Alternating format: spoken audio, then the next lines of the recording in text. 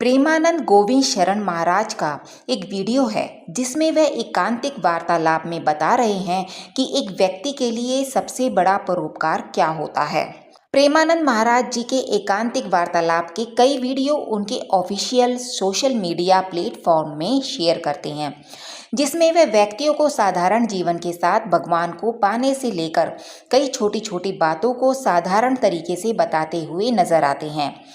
ऐसे ही एक वीडियो प्रेमानंद महाराज जी का आया है जिसमें वह बता रहे हैं कि आखिर सबसे बड़ा परोपकार क्या होता है।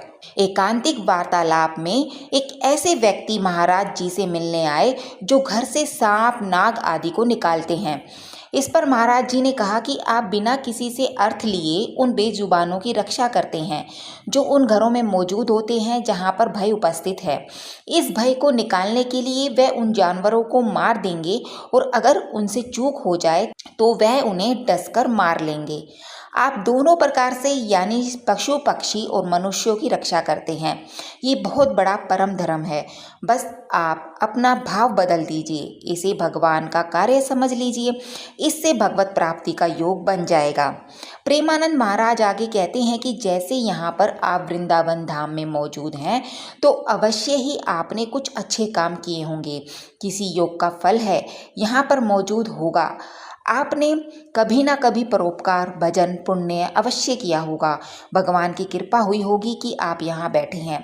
गोस्वामी तुलसीदास जी कहते हैं कि पुण्य पुंज बिनु मिलहि न संता, यानी संतों का मिलना भाग्य और पुण्य के बिना संभव नहीं है।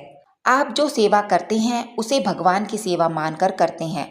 अर्थ के बिना किया गया कार्य ही सबसे बड़ा परोपकार होता है।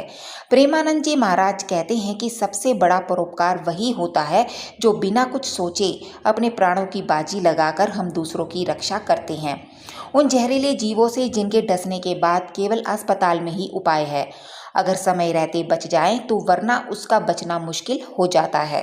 प्रेमानंद महाराज एक अन्य वीडियो में परोपकार के बारे में कहते हैं कि सच्चा परोपकार यह है कि इस जन्म में कर्म बंधन को विध्वंस करके जो संचित कर्म है और क्रियमाण को भगवत समर्पित करके प्रारब्ध को भोगते हुए अपने स्वरूप में स्थित हो जाओ, भगवत प्राप्त हो जाएगा।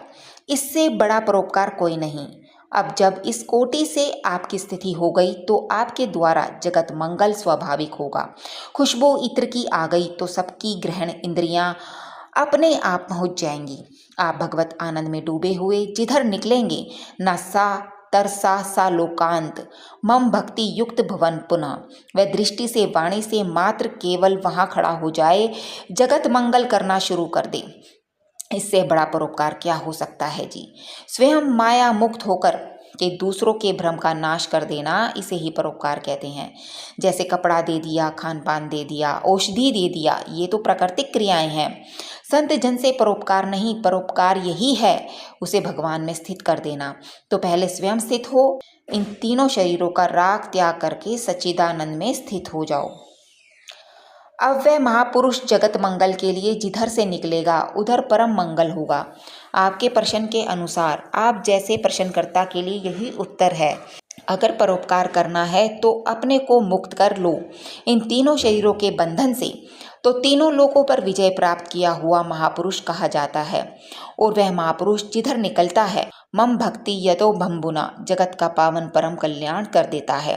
यह विश्व का भरण पोषण करने वाले भगवान यथा योग्य सबको तो दे ही रहे हैं। संत क्या करते हैं, उनकी दुष्टता का विनाश करके साधुता उनके हृदय में लाते हैं। यह संतों का परोपकार है, यह कोई दूसरा नहीं कर सकता। तो आप भगवान के पार्षद हैं, भगवान की कृपा से इस मार्ग में चल रहे हैं, तो आप स्वयं जीवन मुक्त होएं और आपके सानिध्य में जो आए उनको जीवन मुक्त कीजिए, तभी यही सबसे बड़ा परोपकार रहेगा।